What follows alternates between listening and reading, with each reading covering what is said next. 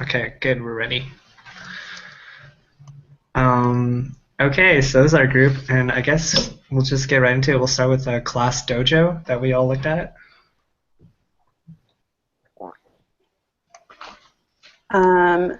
Well, I guess I want to ask those of you, I think all three of you have taught or are currently teaching. Have you guys used Class Dojo in your classes? No. I taught PE, I think, so I didn't use that at all. Oh yeah, that's right. But I mean, even so, like I don't know, some schools have like systems that they use for tracking a lot like this.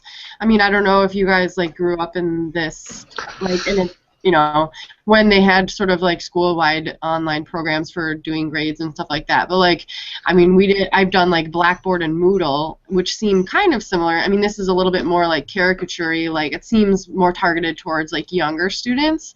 And like, yeah, I mean, I can see this being useful, but only if there isn't like a school-wide system already in place. Mm-hmm. Are you thinking about the features like the long-term tracking of behavior and performance features of Class Dojo? Yeah, I mean, I think it's nice, I mean, I don't know how much you would show the students that. Like, is that just you afterwards, kind of like clicking "good job, good job, good job," like after a whole day? Because that seems kind of insane to like try to like record it on paper and then go into this program and then record it again. You know what I mean? Right. I think the idea is more that you carry your iPad with you or your phone throughout the class with you, and do it as the class is happening. And that's the sort of thing that immediately sends up, like, I hate this messages. Like, before I started looking at it, I just think, I hate the whole idea. But honestly, as I started looking at it, it could be really helpful. For example, I send home communication books at the end of the week with weekly reports.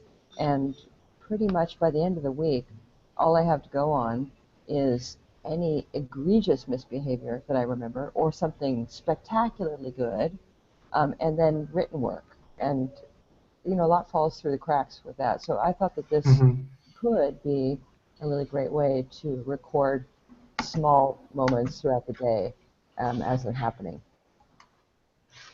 I don't know. I didn't hate it so much after looking at it. No, I totally agree with you on that. I think like for many schools, they have their own attendance systems where, you check the kids in, and if they're tardy or absent, then you send that to the office right away. But I think like for your own personal use in a classroom, like exactly what Jacqueline was saying, this is great if you have like an iPad or something like that that you can carry around with you. It's just really easy to make notes, and it's probably quicker than having to write everything down, because you can just tap a few buttons to see say if kids are doing well or not in the class. Yeah, and then exactly too, you can send emails to parents through this so easily. I think you can even, through this app, like take pictures or share projects or whatever, and just have it emailed out right away to all the parents, as well as any assignments or anything like that need to be aware of. Yeah, and the other thing that I liked about it is that it's totally customizable. You can choose particular behaviors you want to have a button for. You can change them throughout the year. They're not set. So if you value one particular behavior, or if you're having issues with one particular behavior, you can add that and sort of throw that in the mix, and then maybe take it out later if that resolves itself or something. Yeah, I think I also like the class story feature. Like, it's kind of like a Facebook page for students, right? Or like their parents to go in and look at. And so, I don't know, it's kind of a cool like timeline throughout the year for them to track, again, like, what's been going on in the classroom, and just, yeah, kind of have more like visual access. Yeah, I was just going to say that I liked that each student has their own profile where their teachers can fill in positive things they're doing, like being on task or participating, but then there's also a needs work section. So I like that it's kind of customized for each student. And the thing, I read a bunch of reviews on it, and everyone was just saying it's a great classroom management strategy, because you can just sit there instead of taking out time to have someone move their clip down or something like that. You can just kind of click something that makes their points or whatever for the day go down. But I also thought that it could kind of be a distraction for the teacher if the behavioral point aspect becomes the focus. And another thing that I had in that regard is that I think it kind of takes away from, if a student is misbehaving, from actually having a conversation with them, or also giving like verbal praise if you're just clicking positive or negative every time. So I think just balancing that is most important. I think that's really interesting about the verbal praise, because I hadn't thought of that. If you're just clicking a button Yeah. saying the kid's done well, you might forget to do that. And although the whole point is that they can kind of, like if you're carrying your iPad around, they can hear the bling bling bling, whatever the noise is that it makes. They can hear it when you do it, and you might actually even acknowledge them at the time. But I could see that being an issue, not being like replacing authentic, positive human praise. Yeah. I think the group feature on this is pretty cool too, where you can group students together and then have their whole group or the whole class itself have more points or less points. What I saw that was lacking in here that other programs had though was seating, like having a seating assignment, like some other apps, like where you can put the groups down and you could see which kids are in what groups, but you can't see where they're sitting in the classroom like an actual seating chart. So I think that's the only thing that could be added that would make this better. Yeah, there are a couple of features that I thought were great. The random calling for students, because right now I use popsicle sticks. I have a handful of popsicle sticks with students' names on them, and I'll just pick one. But then I've got to have like a pocket for people who've been picked and a pocket for people who haven't been picked, and it's, I forget them or something. So I like that. Also, I thought that the charting of their behavior over the long term was really displayed nicely. You get this wheel chart that shows you the percentage of behaviors that one student or the whole class has exhibited over a week or a month, which is, it's just a nice visual for what is happening. I like that. Oh, also, it's compatible with the IEP. So if you have a student who has an IEP, you can customize that information in and have a reminder of those things. Oh, there's like an option to add to each student, like things that they need to work on? Yes. Ah. At least that's what I understood. I watched quite a long YouTube video about some guy who used it in his classroom, and he was just enumerating features he liked and how he uses it. I thought that was great.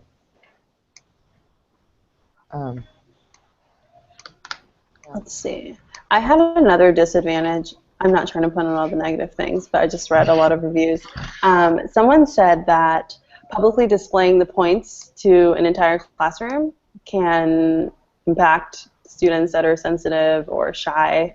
But as a response to that, I think Jacqueline mentioned there are options to customize the behavior categories, and you can also make the results private if need be. Because I think as you change positive or negatives, it pops up and it is just on the screen showing the status of each student, and I think that can negatively affect some students. But like you don't have to actually show the whole class though, right? Because if you're carrying around an iPad, only you can see that screen though, right? Unless you want to project it.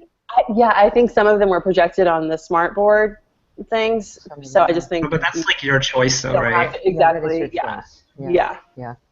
And you know that's one of the things that I found a little bit of a disadvantage is I wouldn't want to have it on a projector, and I don't really want to have to carry an iPad with me all class long. I just I teach little kids. I want to have my hands free. We do a lot of stuff. It seems like either I'm going to be going back and forth to a desk, or I have to have one hand occupied all the time, and it seems like it could be a bit distracting. Well, you could also maybe just have it like in a fixed place, and then when students are doing well, you have them bump themselves up, or if they're not doing so well, have them bump themselves down, just like a popsicle stick. That's interesting. And then maybe they'll feel good, like, oh, they added a green +1 or whatever. Right. Wow. The other thing that I was thinking about is privacy.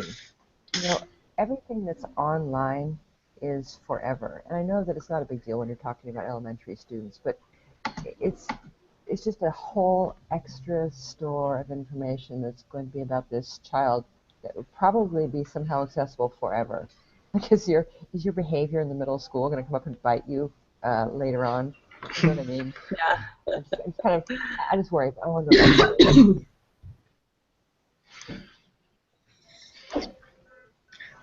The last plus for me is that it's compatible both on Android and Apple because I notice a lot of the other apps, they're Apple only, and I don't have Apple products, so I can actually use this on my phone or tablets, whereas I cannot use other ones because they're Apple only.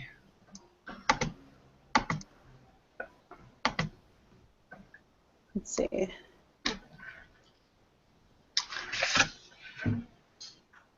Oh, this is kind of small, but I saw there was an option for when the teacher messages parents, they are given read receipts. So it kind of, if you have some parents that aren't as cooperative or not as responsive, you can kind of see at least that they're receiving the messages, which I thought was pretty cool. That is good. I have that trouble with my communication books. They're supposed to be signed, but information clearly gets by. Mm-hmm. What about for parents that can't access the internet or like don't have a computer at home? Because I'm sure that there's many low-income schools where parents cannot, use this. Yeah. Yeah, that would be a challenge for sure. Yeah. Yeah.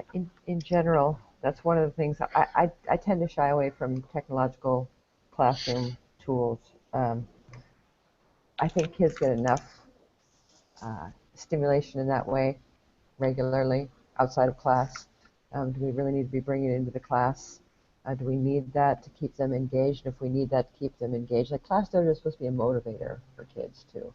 If we need that to keep them engaged, are we not doing something right in the classroom? Are we getting lazy? I don't know about that. So do we recommend this, or we need to come to a consensus now, right? Right. Yeah, I think it depends on your situation. Like, it depends on where and, like, what your demographic is, So, like, let's say everyone had, obviously, if half or most of your parents don't have access to the internet or a computer, then we wouldn't recommend this at all. But, like, let's say everyone had computers, and would we use this program over something else? I would definitely use this over anything else I looked at, but that doesn't mean I would use it. I wouldn't. It seemed like the best of the lot to me. We also I don't know if everyone looked at that. Was it Instant Seating Chart, the other app? That seemed like kind of an imitation of ClassDojo, but not nearly as thorough or engaging. Mm-hmm. So, if you had to choose one, I think ClassDojo is great. It seems to be incredibly popular and really successful teachers who use it. Yeah. Yeah, it's really streamlined. It's really easy to use, and it's visually appealing as well. Yeah. I agree. I don't know if we have to actually recommend it or not recommend it. I think it's sufficient for us to just discuss its benefits and drawbacks. I think there probably would be situations where different classes it would work for, different teachers who it would work with, but maybe not everyone all the time. Right. Yeah, I think we need to make recommendations about the digital tools and review or contrast them with other things that we've used. So that's for the recommendation part on the assessment. I see that. So yeah, I guess we all agreed that versus the other apps that we've seen, we'd probably recommend this one over the other ones that we've reviewed, right? I would for like elementary level, because like I think behavior tracking is helpful and useful, but honestly, like I don't know that in high school that would really make that much sense, Also because we only have the kids for one class period, so that's kind of, I don't know, it just doesn't add up for the parents to like be checking in on every class, you know what I mean? And so like I think it's a lower grades type of program. Like once you get into the upper grades, you need more content content. You need to be able to like upload assignments and like more interactive things that they can get to. So it's not as useful, I don't think, for older students. But yeah, I mean, in elementary school, I can definitely see how, like, if you are a teacher who wants to, you know, like use this as a way to, you know, bridge kind of the gap between like reviewing behavior and like communicating with parents and making sure that everybody's in the loop, like I think it could be really useful. Yeah, I also think for in a situation like my classroom, I do use points, but it's on a whiteboard, and you know it's the Class Dojo could be more. It could be easier for me to keep track of everything. I could use it for that. I would use it for that, but I'm not sure that I would use all the features that it has. It seems like it would be quite time intensive. Mm-hmm. That's what I was wondering about the instant messaging option with parents on Class Dojo. I think it's really cool, but when do I guess the teacher would have to spend time outside of class chatting with each parent that wanted to? So much to do outside of class already. Wait, is that just the message portion, or is that like a? There's that's an under messages, right? There's an instant message option where it's like a chat box. It looks like there was a picture on their website. I think it looked like texting. It looked like iMessage or something. No way. And I just don't know how that would work out for everyone. Little messages. Hey, great job, Jimmy. Oh. But I do agree that it's good for. It sounds good for elementary for sure. Okay, cool. All right. What is another app that you guys? So we already led into Instant Classroom. Maybe we could just talk about that for those of you that looked at Instant Classroom. Well, Instant Classroom, Micah, you were saying that you were unhappy with Class Dojo because it doesn't allow you to see the seating arrangement, and I like that Instant Classroom actually shows you the seating chart, and it's easy to rearrange. But I also felt like it was kind of a copycat Class Dojo, and that might just be my view. I think one cool feature of Instant Classroom is that you can take pictures of your kids and have it on there as well. So when you're making your seating chart and arrangement, the desks are actually their faces as well as a name. So that way, it's easy for you to visually see like which student matches to what name. So I think in the beginning of the school year, that actually would be pretty useful or helpful. I agree. Yeah. I think that would be great for connecting the name and the face. Got a lot of things to remember. I looked at SmartSeat, which sounds similar to what you guys are saying, but I think it's really just for seating charts. It has the same thing with the pictures, which I think is great. It records attendance, so you can tap on the student's name to either mark them absent, tardy, excused, whatever it is, and you can export and print that as a spreadsheet, which kind of serves as your roll sheets. I thought that was cool.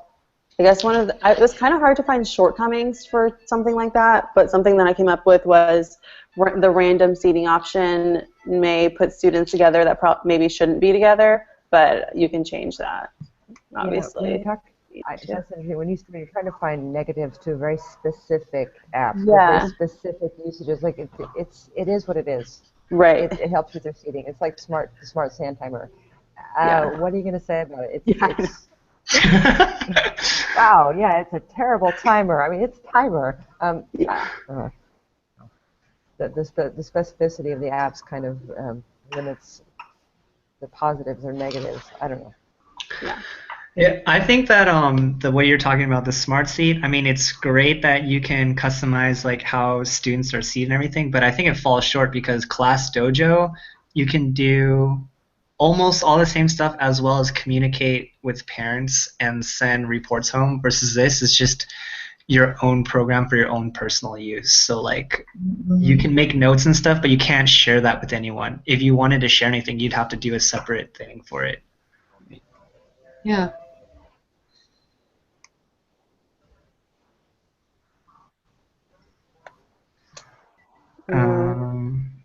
I also have here with like one other thing that I looked at. I don't know if any of you guys looked at Too Noisy Light, but it's kind of hilarious because it's like a speedometer, but it tracks like classroom volume, right? And so I don't know. I mean, again, it's kind of like the sand timer. It's like you could use it, you know, like it's a technological tool, but like I don't know, I feel like teaching kids to monitor their own volume is like kind of a skill, right? Like I don't know how much you guys like do with like voice levels or whatever, but like we teach the kids, you know, like this is your indoor voice, this is like, you know, speaking quietly, things like that. So it just seems like it's totally unnecessary. It takes up like a screen that could be used to provide information. It's distracting, I think, because like, you know, say a kid like drops his pencil or whatever, it just totally amplifies any noises, you know, because it's tracking all that, and then the kids look up because the little speedometer is like bouncing around, you know. I'm like, no, they already have way too many distractions. Like, no way, Jose. That's kind of how I felt about the sand timer as well. I know it can be really helpful, and I can see using it for maybe specific things, like maybe a writing assignment where they're really involved in something at their desk, and they might have an easy, you know, it might be easy to lose track of time, and they can have an instant visual. I like the hourglass thing. That's just an aesthetic consideration, but I could see it for a few things. Right now, I only use my phone, and I just give them like a 1-minute warning or 5-minute warning or whatever it is, depending on the length of time for the assignment. Could be okay. Yeah, I totally agree with you. Like maybe for a test or some specific assignment, it would be good to use it for, but just like to track the entire class, I don't think it's useful. I think just, yeah, just for that specific assignment or something that you want kids to visually know, like this is how much time you have. Because I think that is helpful rather than looking at a clock and then having to mentally calculate, you know, all the time and stuff. Right. It would certainly be easier, teacher-wise, to have the timer on the board. You don't have to worry about it. You can just focus your attention on whatever else needs attention, kids who need help or, you know, monitoring. But, yeah. This is just for entertainment. I was looking at reviews of the best sand timer, and this woman said she uses it for her child when her child's acting up. She has him go sit in front of a phone or an iPad and watch the sand fall for X amount of minutes, and apparently it really calms him. That's which brilliant. Yeah, but so I mean, Mini I don't know if that should be used in the classroom. It might be a little I think that would far-fetched, actually but be great use in a classroom. If you have a kid who's got a timeout, you can have them just watch the timer. That could be great. yeah, I think it's Yeah. fantastic, personally. yeah, you can change the colors and. Yeah. But I just thought that was interesting. I like that. Did anyone else review any different apps other than Best Sand Timer, Smart Seating, Instant Classroom, or Class Dojo? Just the too noisy. And the too noisy. I Okay. did Teacher Kit also. It's kind of like older kids version of Class Dojo. So like you can see students, you know, all on one page. You can enter notes and like behavior reviews. You have like a grade book, so you can enter like specific grades with categories. It has that seating chart display. You can import and export it like to send emails. You have student rosters that have photos on it. And yeah, I mean it's also has like a pretty user-friendly interface. I think like I don't know, one of the drawbacks that I could see with this is just that it takes so much time to enter all this information. You know, like I mean, yeah, if you're just using an electronic gradebook, okay, you know, like that might be useful for like your whole, I guess, communication and tracking. But if you're doing it on paper and online, that just seems like doubling down on your work. Well, I think one of these apps is that people are moving so heavily or so quickly toward all technology-based everything that these seem to be this sort of bridge between, you know, what we used to do, which was actually write things down, and what we'll probably be doing in the future. Yeah. I don't know how I feel about that, honestly. Not a big fan, but I think that doing both would be an incredible waste of time. You kind of have to like choose. I would stick with paper myself. I would do that.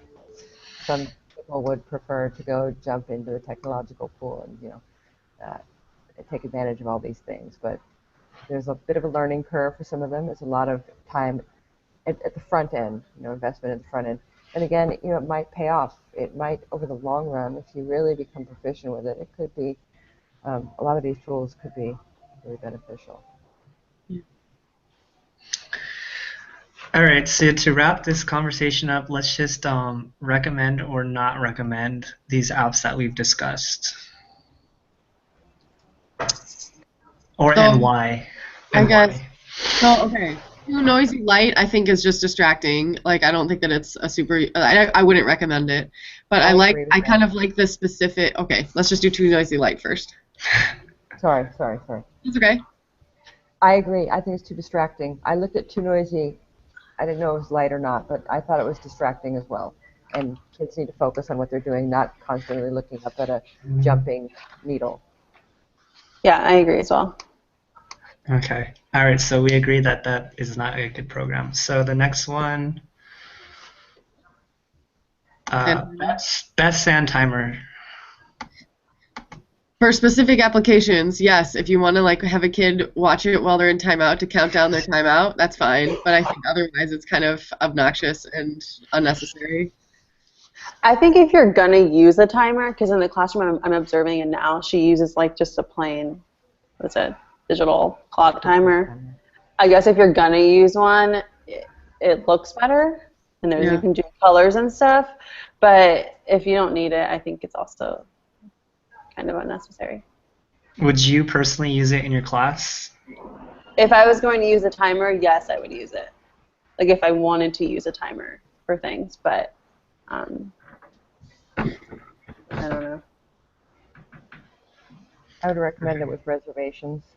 Yeah, I think that for me in my particular situation, it could be good because for the first several months of the year, these kids speak no English. They can't tell time. They're in first grade. So, if we have we have coloring assignments, you have a short book to color, you have 10 minutes, and they can't tell time. They can't deal with that. So that I could see it used for that, for really young kids who are doing activities that might, during which time gets away from them very easily. I could see that. But that's about the only thing I'd use it for.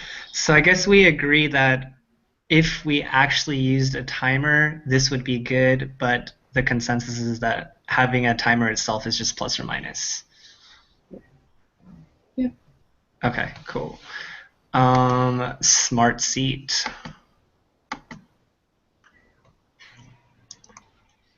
It doesn't seem to have the features of the other applications. Yeah, I wouldn't recommend it.